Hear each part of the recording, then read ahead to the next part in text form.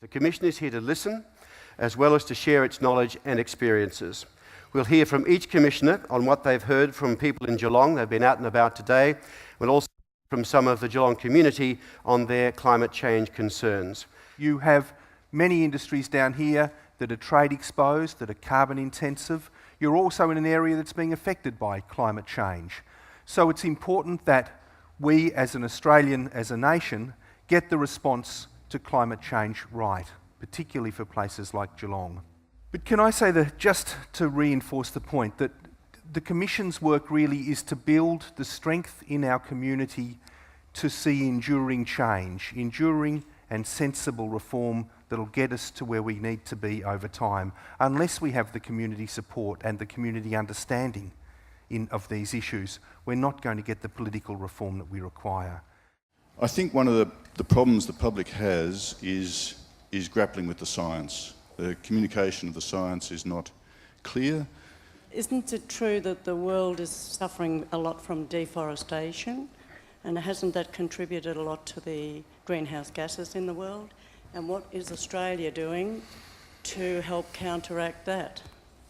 Tim, could you please tell us that were a carbon tax or an emission trading scheme adopted globally today, by how much and by when would the Earth's temperature be reduced? What we're seeing now is, just as sometimes nature puts more greenhouse gases in the atmosphere, the Earth warms. If humans do the same thing, it's a no-brainer. The Earth will warm, and that's exactly what we see. We're sitting at about 0.8 of a degree Celsius above the pre-industrial level now. That's a global average.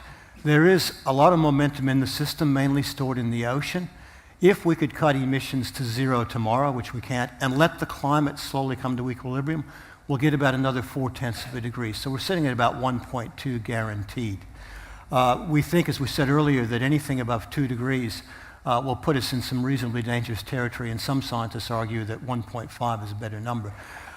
This puts a real sense of urgency on getting these emissions down. If we don't, if we can continue on the trajectory we're on now, a good bet is somewhere around 4 degrees late this century, with a range of a best case of maybe 2.5 and a worst case of around 6 above pre-industrial. Businesses take risks, but the risk out there that many would see at the moment is a high degree of uncertainty as to what's going to happen in terms of regulation. And the other thing, of course, that's necessary to drive us towards a lower carbon economy is to put a price on carbon, so that the investments in the lower carbon environment become easier to justify. Thank you very much.